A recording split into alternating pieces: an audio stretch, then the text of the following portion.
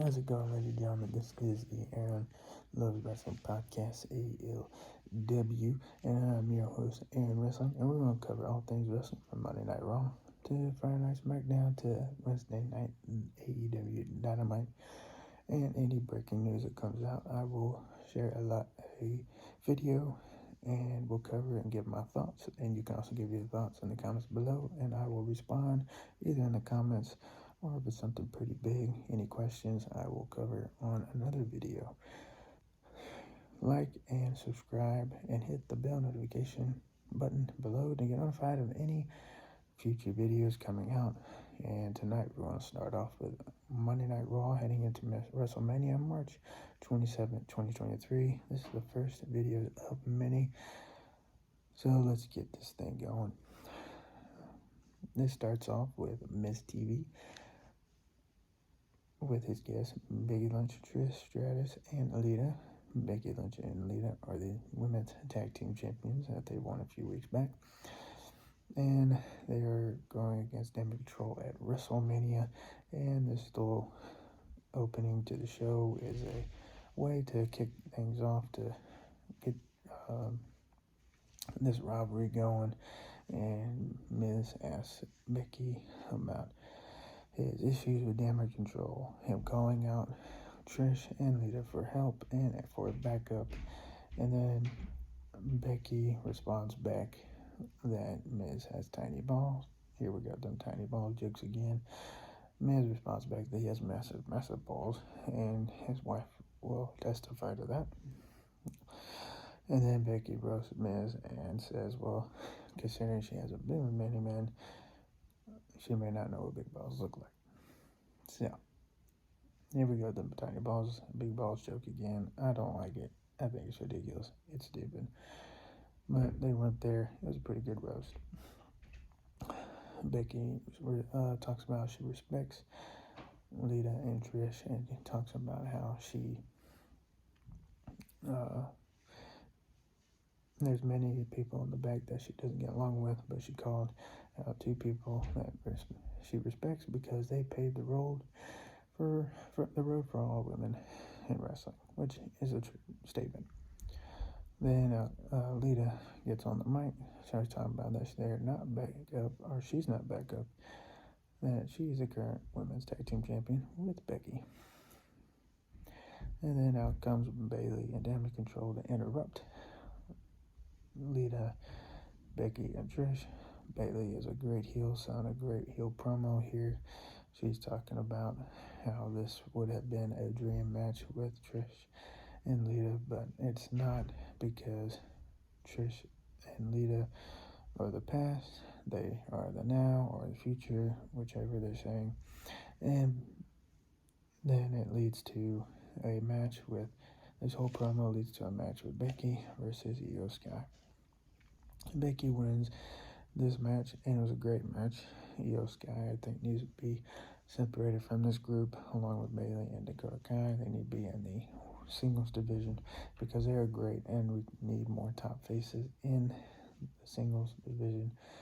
And the women's tag team division is weak. There's no solid tag teams. They're just random single wrestlers thrown together for the belts. There's no solid tag team names, etc. And to me, it's a waste of time. Just have everybody singles. You can have the little factions, but push them in the singles, or create solid tag team in women's division. If you can't do that, then get rid of the belts and let's create good stories in the women's division single wise until we can get to a solid tag team division. I don't think they needed tag team belts. This was just brought on for because women asked for it, and that's great. They want it, and I believe there should be that, the tag team belts, and to expand the roster and to put more spotlight on the women and, create good stories, good teams, and for the titles, but it's just not there yet. To me, it was just created way too early. So until we get that, just don't have the belts for a while. There's some good teams in NXT, but if you call them up, have anybody in NXT. So let's just get rid of the belts for right now. They've also split some teams up in NXT that were good, like Toxic Attraction and the Lions and Stark. They split them up, good tag teams going, and then they ruined it. So let's go on and get rid of this women's tag team division and just stick with the singles and create rivalry stories that way, competing for the titles. That's the way it should go. And then it goes from Becky and Io Sky to Asuka's video package for her match against Bianca Belair at WrestleMania for the women's title, Raw women's title. And it was a good video package of her NXT days. And she was the longest reigning NXT women's champion and was undefeated at that. And then retired the belt when she got called up to the main roster. It was a good little video package. And hopefully we get that same Asuka at WrestleMania. And we can get a new champion. And then it goes into Rollins backstage, cutting a promo. Ali comes up. He starts talking about positive Ali. And hopefully they're not turning into some joke character now, doing that little catchphrase. Mustafa Ali is a great wrestler. Great for the United States division. The title division, great to put in a match against really good guys like Seth Rollins or Austin Theory or many others. Honestly, Ali can go back down to NXT because he's lost in the main roster mix. But he can go back to NXT, compete there. I think that would be really good for him because he just pops in and out. On Raw, Ricochet was doing the same until he paired up with Braun Strowman. Now him and Strowman are a weird tag team now. But Rollins and Ali share a few choice words, basically. And it goes into the match of Rollins versus Mustafa Ali. Rollins wins the match. And it was a great match, really good match. Great, talented wrestlers in the ring with Rollins and Ali. Then it goes to Rollins getting a promo talking about Logan Paul, that their match is going to be night 1 of WrestleMania, another night 1 WrestleMania match announced. And then it goes to him talking about if he can't beat Logan Paul at WrestleMania, Logan Paul's not the joke, Seth Rollins is. And then he talks about how it's Logan Paul's birthday this weekend, and that for his birthday they will be singing a tune, but not happy birthday. It will be his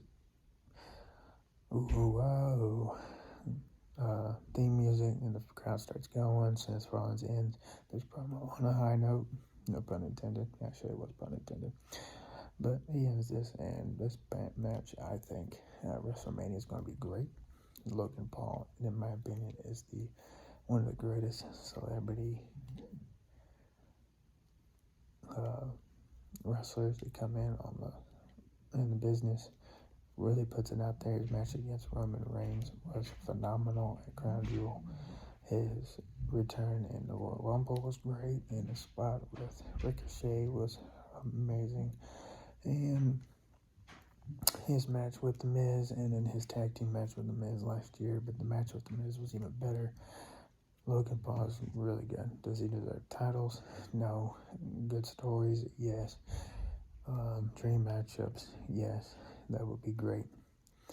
But this match is going to be great at WrestleMania. I really think so. So now for night 1 at WrestleMania, we have kicking off night 1 is going to be John Cena versus Austin Theory for the United States title. And then we're going to have Logan Paul and Seth Rollins. Where that falls in on the card, I don't know yet. They're just starting to announce night 1 and night 2 WrestleMania matches where they're going to fall on the card. So we'll see how this goes. And then it cuts to Chelsea. We go from Seth Rollins promo to Chelsea Green and Hannah Pierce backstage. Chelsea Green is the Karen on the roster, and she plays it great. And she starts complaining how she is not in the tag team fatal 4-way match for the number one contender for the women's tag team titles. And Ryan Pierce says she doesn't have a partner. And comes Sonya Deville. Great that she's back and that she's out of her little legal issues that she had. And then Adam Pierce pairs up Green and Deville in a tag team match later on in the night to compete for a spot, at the final spot on the Fatal 4-Way Women's Tag Team match for the number one contender for Women's Tag Team title. Then we got to Rhea backstage promo. Rhea says she must be Charlotte Flair and needs to win the SmackDown Women's Championship. She said she goes about Charlotte's legacy, and Rhea needs to win and put it into it and make her own legacy, etc. And Rhea's great. I hope she wins the SmackDown Women's Championship because she has proven herself, and we keep getting the same old Charlotte Flair or Becky Lynch over and over and over. Let's see some new faces for the women's titles and even tag team titles. I don't really care for the women's division that much, honestly. Nothing against the women. It's weak. There's no good stories. Nothing interests me. But for some, they do. And there's even most girls. They look up to these wrestlers just like some of us look up to wrestlers we got now, or our fans. So I'm glad it's getting more focus and more spotlight with the story and the titles, but it needs more, and it needs more focus. And I'm hoping that in the future they'll create solid tag teams, hold together tag teams, and they're not put together for a short stint. And then they're later separated, as we've seen many times. There's no tag team that can stay together. So hopefully that will happen in the future, and Triple H can focus on that. He has been doing his best to focus on that because he has daughters himself, and one day, if they want to get in business, he wants a good, solid division for them to go in. And I like how women's wrestling is treated better today, more respectfully in WWE, and it's not the crap like it was back in the day. They were treated wrong, in my opinion, back in the day as sex objects. I'm glad things have changed and they're treated as legitimate wrestlers and talent and as human beings. So I'm glad that is changed. And there are serious characters, serious women on there. They're trying to make something of the division and put on the map. So that is great. Brock and Omos weigh in. This was interesting. I'm not sure how I feel about this match. I think it's going to be fun to watch. Most people complain about it, and they're saying it's going to be a little quote-unquote bathroom break type match. I'm interested in seeing it, interested in see how it ends. It could be a little 4 or 5 minute match, or it could be a good 10-minute match. Who knows? We'll find out at WrestleMania. But basically what happened in this, Omos weighed in. He's 410 pounds. I thought he was a lot heavier than that, in like the 500s or close to it, but 410, but he is pretty lean. So 410 pounds, no big boy. Then out comes Brock Lesnar. Brock Lesnar doesn't even weigh in. He just goes after Omos. And then they have a little fight. So it's interesting from Brock because he was wrestling like a high flyer in the spot. Bouncing off the ropes and all that. And then this all ends with Omos hitting him with the big boot in the face. And then Brock Lesnar gets out of the ring. And then they have the little stare down. And that's it. Brock Lesnar didn't even weigh in. So it was just a big waste of time, honestly. And this is probably going to be Brock's last match. There's word on the street is that his contract ends next month, so this might be his last match and he's done. I'm not sure. He might want to have a good one last hoorah against somebody more valuable than Omos, but he probably sees some value in Omos. I don't know. I'm not a big on Omos. He's all right. He came out with a new entrance theme tonight, which I thought was better than this old one. This one was a little bit better. So we'll see how this match goes. I'm definitely going to watch it. I'm going to try and watch every single match if possible. Probably won't get to see WrestleMania that much because I got a little boy on the way, and he's due any day this week or this weekend, so might not have a WrestleMania video. If so, it'll be much later in the week, and I may not have it next week. Monday Night Raw, I may not have Friday Night SmackDown. I'm going to cover tonight Monday Night Raw. I'm going to cover NXT tomorrow, heading into Stand and Deliver. I want to try to anyway, and then cover this week's AEW Dynamite. So we go to that, to an awesome 8-man tag team match with the with Street Profits, which I love, versus the pairing up Street Profits pairing up with Ricochet and Braun Strowman versus the Viking Raiders.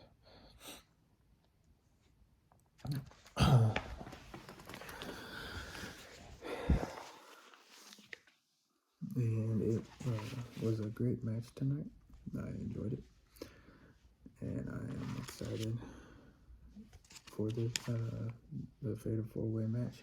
Basically, it was a heels versus face kind of thing in this 8-man tag team match. It ended with Montez Ford with his big splash, and I am grateful. I love that. He has the highest hops in the game.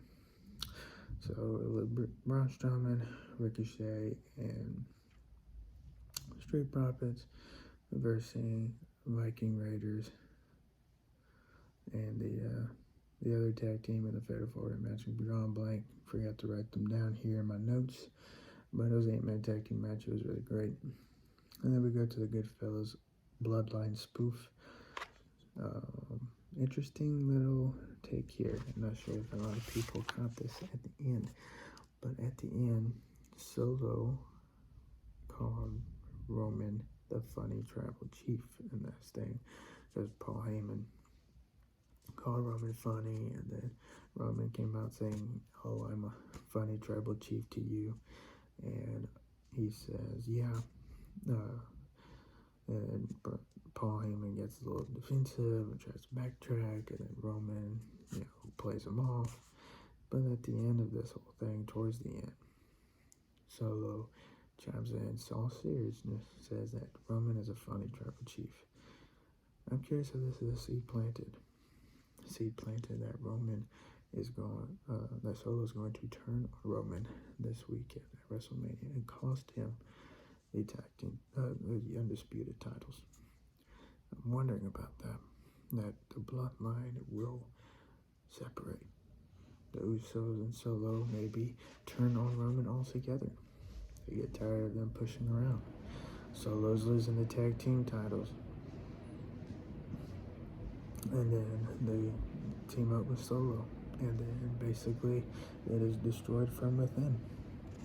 And Cody Rhodes planted those seeds. Excuse me. So we'll see. We'll see how this plays out. Find it quite interesting. So then we go from that little spoof to Chelsea Green and Sonya Deville winning the tag team match against Candice LeRae and Mia Yim to go on to enter that Fatal 4-Way women's tag team match again. Another random two people they threw together just to get on the card at WrestleMania. I think the Fatal 4-Way men's tag team match is going to be a little bit better with the 4 tag teams in there. The women's, probably not so much. And then pretty much know who's probably going to win this is Ronda Rousey and Shayna Baszler. And then they're going to face Lita and Becky Lynch for the tag team titles at some point. And then I think we're going to get Becky versus Trish Stratus at Backlash, possibly. A lot of rumors going around about that. Seeds being planted, it seems like. So we'll see. And then it goes to Paul Heyman promo. Paul Heyman, to me, is one of the greatest on the mic, with The Rock and John Cena, and even now Roman Reigns. Paul Heyman is great at cutting promos. He's great at selling. Paul Heyman is just fantastic. I love Paul Heyman. But Paul Heyman says Cody isn't ready. Cody Rhodes isn't ready. I hear this all the time. I even hear that from people that talk about Cody Rhodes. They say Cody Rhodes isn't ready, and they keep cracking jokes about him. Cody Rhodes is ready. Cody Rhodes is the guy to take down Roman Reigns, in my opinion. If you don't do it with Cody at WrestleMania, then in my opinion, you carry on this bloodline deal for another year till WrestleMania 40 and try to see if you can get The Rock at WrestleMania 40. It would have been better at WrestleMania 39 in Hollywood. Rock in Hollywood, but Rock is a busy man doing movies, and he has the XFL now. So a lot of people say, oh, Rock is in shape, he works out. There's a difference between being in gym shape and wrestling shape, and many wrestlers will tell you that, and I can even testify to that. Wrestling has a lot of cardio and a lot of endurance, and wrestling is also demanding on the body. Taking the bumps in the ring isn't as comfy as most people think with the quote-unquote padding in the ring. It's not what people think. When you hit that mat, especially if you don't land right, it hurts, and it hurts a lot. So Rock being quote-unquote in shape, yes, he's in shape. He works out. He takes care of his health. He eats right. He works out, and he probably does take some type of hormone supplements or something to get bigger. Who knows? Who cares? It's his life. He works, but in ring shape, there's a difference between that, and Undertaker can tell you that a lot too. Go look up some interviews with the Undertaker, and he will tell you about how he had to get in ring shape for wrestling each year. He'd be in shape, but getting up to the WrestleMania match, when he was just doing WrestleMania matches, he had to start early, start getting in ring shape, running the ropes, taking bumps. It's a whole lot more than what people think. Anyway, that was a little rabbit hole. On a side note, back to the Paul Heyman interview. Paul says Cody isn't ready. I think he's ready. Paul Heyman basically drops that Roman needs the bloodline to win, because he starts going on about the Usos softening Cody up, Solo Sikoa softening Cody up. So it seems like another seed being planted of that Roman needs the bloodline. That Usos and Solo don't need Roman, but Roman needs them to win, and not only win the titles, but also to hold them as long as he has. And if you look back at his reign, he has had there's been a lot of matches, or a few matches, where the bloodline has interfered and helped Roman. So that's another quite interesting take there. There's a lot of clues that people need to start looking at now, because Triple H will drop the clues if you look and listen closely. If you listen to the promos, look at any QR codes. That was mainly a Bray Wyatt thing, but if you look at the little subtle things like the Goodfellas commercial spoof that they did with the bloodline. I've never seen the movie Goodfellas, but I might go watch it now. But the bloodline Roman needs the bloodline more than the bloodline needs Roman. And I think Paul Heyman dropped that little hint in the promo tonight. So we'll see how this goes at WrestleMania this Sunday, folks. Will the bloodline turn on Roman? Or will they just all crumble this weekend? Or will they all stand strong, help each other, and they all remain champions? And we'll see how much longer we carry this bloodline title reign. Also, on a little side note, there was breaking news this past couple of days that there is a new WWE title being presented. I'm not sure. They say it's ready. They can introduce the title any day this week, and people can see it,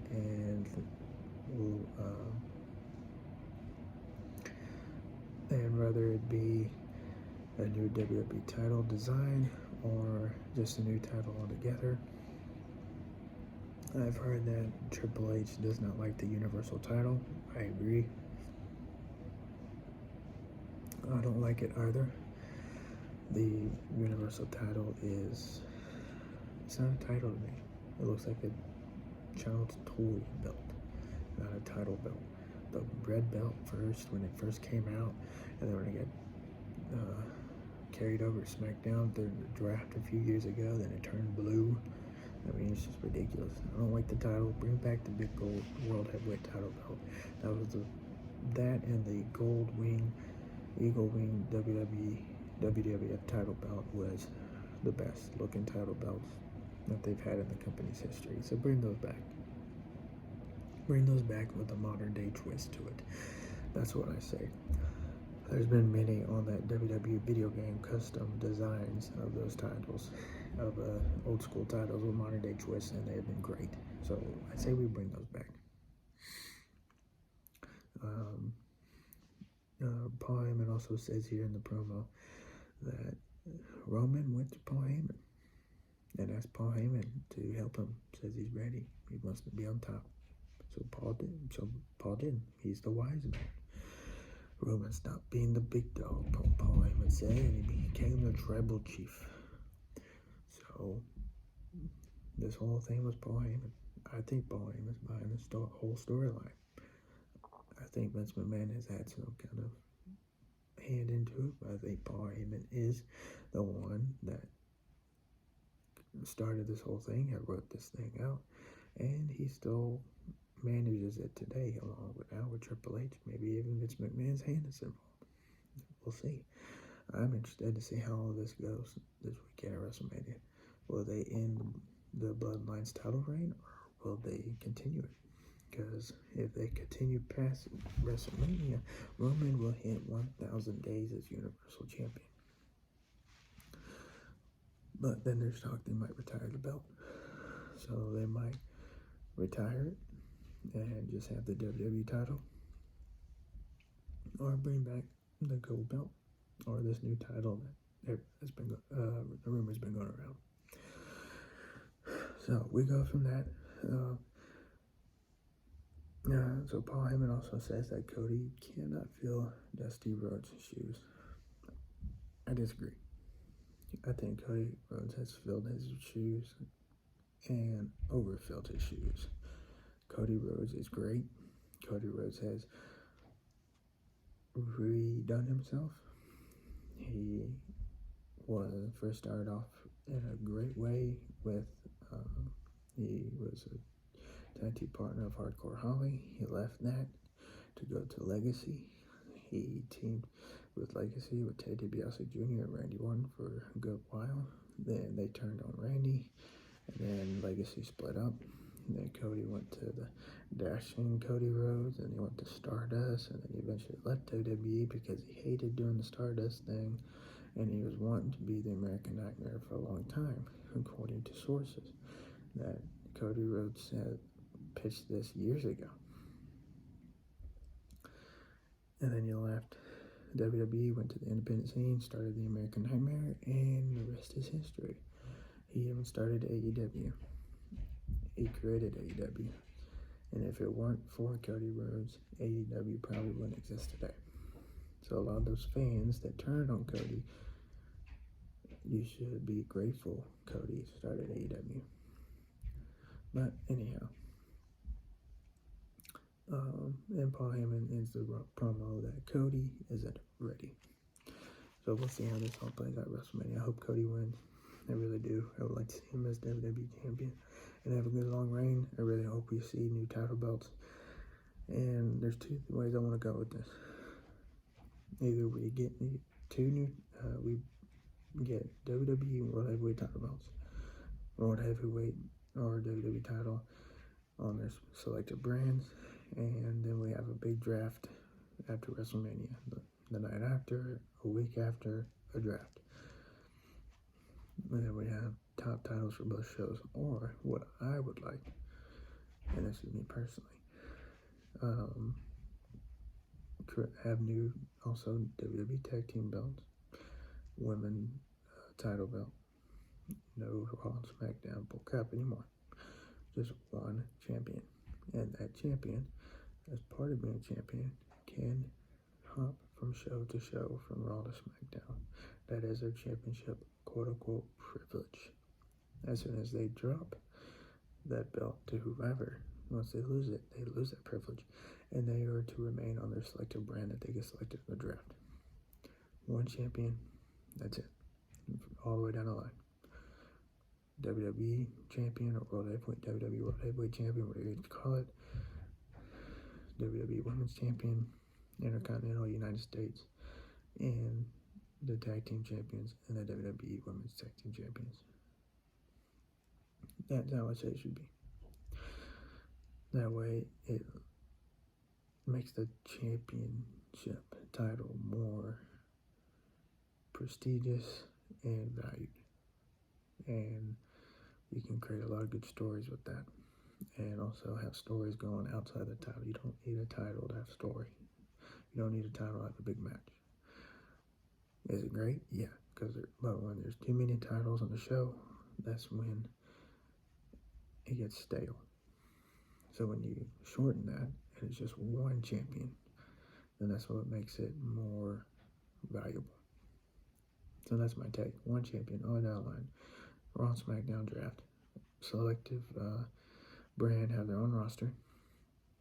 And then, of course, the roster can draft a champion. Or the show can draft a champion to their roster. Raw or SmackDown. Bring back GMs for both shows. And we have a really good brand split. And make it real rivalry that each show is trying to up the other.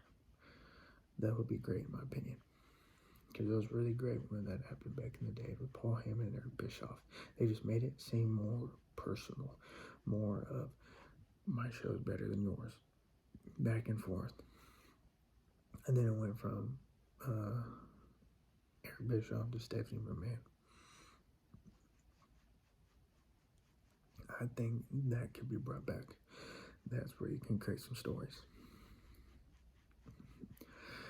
We'll see. Again, give your thoughts below. Everything that I talked about, give your thoughts below down in the comments, and I will either comment back or respond in the video next time. After reading some comments, I'll write them down and we'll go through them. Then we cut to the Dominic Mysterio and Damian Priest coming out for the Damian Priest versus Rey Mysterio match. Dominic Mysterio cuts a promo. He says that Rey is a failure, and then he's a deadbeat dad, and he goes to replay the SmackDown footage where Dominic disrespected his mom, told her to shut up, and then Rey just lost it. It's kind of like that feeling. And if you're old school, and you know this, if you ever talk back to your mama, and daddy was around, you never did that again. He probably would punch you in the mouth or whip you in the butt with his belt. And that's kind of what happened on SmackDown. Rey went over and punched Dominic and said that he's on at WrestleMania. So now we have this Rey Mysterio versus Dominic Mysterio match. Dominic Mysterio goes on and disrespects his mother again in this promo after the replay. And then he wishes that Eddie was his real father, and then Rey Mysterio never existed. And that Dominic Mysterio is fighting for the Mysterio name, and it's going to be his. And I didn't get that because he just talked about Eddie being his father. So if he wished Eddie was his father, then he would be Dominic Guerrero instead of Dominic Mysterio. I think it would be better if we added in Vicky Guerrero and Chavo Guerrero in this. I think it would be great to add them in this and even have one of them special guest referee this match. They can be a special guest referee and call this match for the Mysterios, and they can not disqualify them or stuff like that. I think it'll be great. That will just add to the story. I'm interested in seeing this match, father versus son. I think it'll be great, and we'll see who wins. There's rumor going around that this could be Rey's last match, and this is how he retires. and loses to his son, or he beats his son, and that's it. So we'll see. So we go from that to Damian Priest versus Rey Mysterio. It's a great match going, and Rey Mysterio gets going, and he is going for a 619, and then it cuts to one camera, and then to the main camera, the center of the ring, and out of nowhere, Damian Priest hits Rey with that big clothesline, and it was great. At first, you thought Dominic was going to trip up Rey again. When he went for the 619, Rey kept his eye on him, and then when he turned around for that one little delay, Damian Priest just nailed him with the clothesline. The match goes on. Dominic runs in the ring, ruins the match with a DQ. Damian Priest and Dominic are beating up on Rey Mysterio. Then here comes out Legado del Fantasma with Santos Escobar, and he comes out with his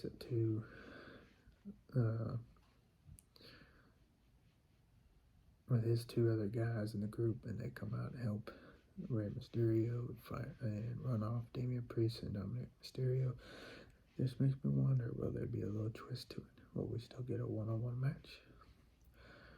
Or will they try to draw in a tag team match with Dominic and Damian versus Rey and Santos? I preferably would not want to see that. I would like to see one-on-one, father versus son. That would be great. Also, the side note, on Judgment Day, Finn Balor cut an amazing promo tonight, and I am glad that the Demon Finn Balor is coming back. That promo package that he cut during the show tonight was awesome, and I'm glad to see the Demon return in Hell in a Cell match against Edge at WrestleMania. I think that's going to steal the show on either night it falls on, either night 1 or night 2. I think it's going to fall on night 2. But we might get the Mysterio fight at night 1. We'll see. Only confirmed matches we have right now are John Cena versus Austin Theory for United States title, Kyoto show. We find out tonight Logan Paul versus Seth Rollins will be night 1. And then we also find out, and then of course everybody has known that Roman Reigns versus Cody Rhodes will be made event night 2. I hope, and going into this, the next segment is Kevin Owens and Sami Zayn's promo. I hope it's the tag team match. Kevin Owens and Sami Zayn versus the Usos for the Undisputed Tag Team titles. That should be main event night 1, hands down. The match before that can be Charlotte versus Rhea, leading up to that match, the build up. But I think night 1, the tag team match should be main event night 1, Cody and Roman main event night 2, and then we'll see how this bloodline story ends or continues after WrestleMania. So they KO and Sammy cut a promo about their history together and how they came up in the tag team, and they also cut a promo about for this week, and they talked about their old school wrestling days, their independent wrestling days, and how they were tag team then and tag team champions on the independent circuit. So we'll see if they do it again this Sunday. I hope so. I really would like to see those tag team champions. And then we go from this segment to the main event, Cody versus Solo Sikoa. I did not realize that Solo Sikoa was undefeated straight with one. I forgot all about that. They don't keep records in WWE. AEW keeps them, and even AEW has gotten stale now. It's not as important as it used to when the company first started. But now the records mean nothing. They just throw them up there. Some numbers just throw up there and be like, oh, look at their win-loss record. But WWE used to do that a long time ago. Then they stopped.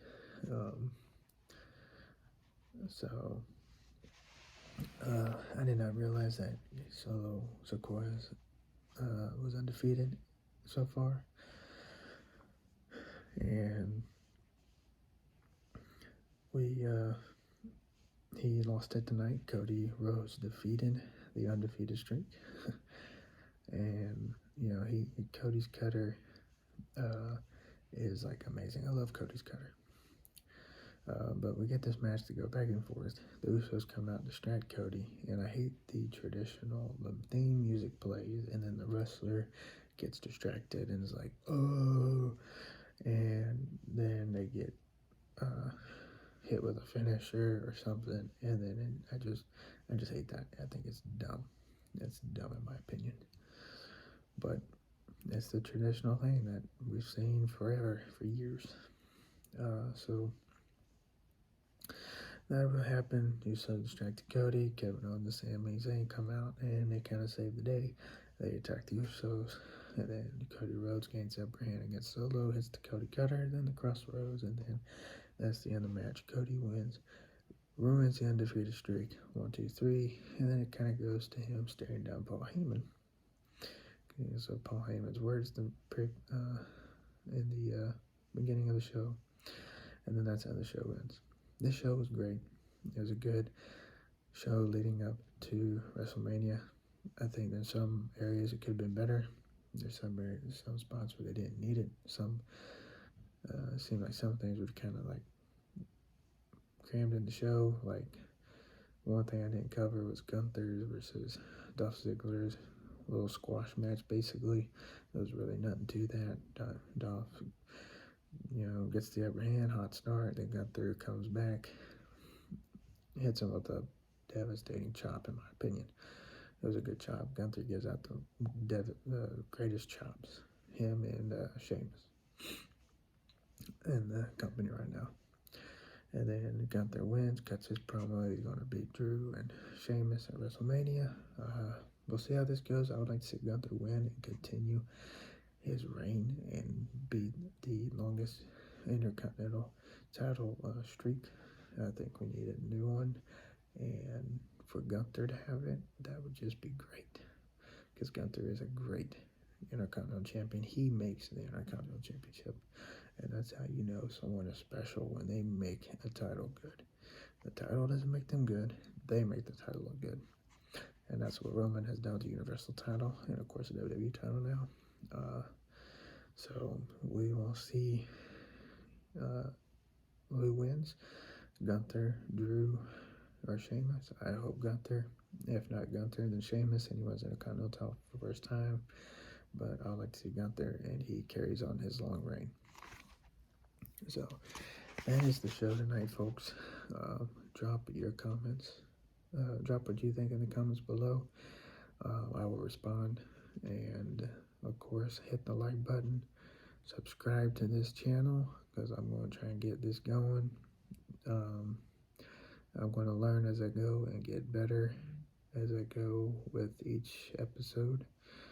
But we shall see where this goes. I would really like to take this off and be a good top podcast and even interact with other podcasts. So if you will, share this video on social media. Follow me on Twitter.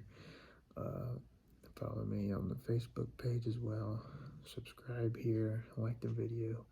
Drop your comments. And let's get this thing going. Great Raw tonight. I'm excited for WrestleMania.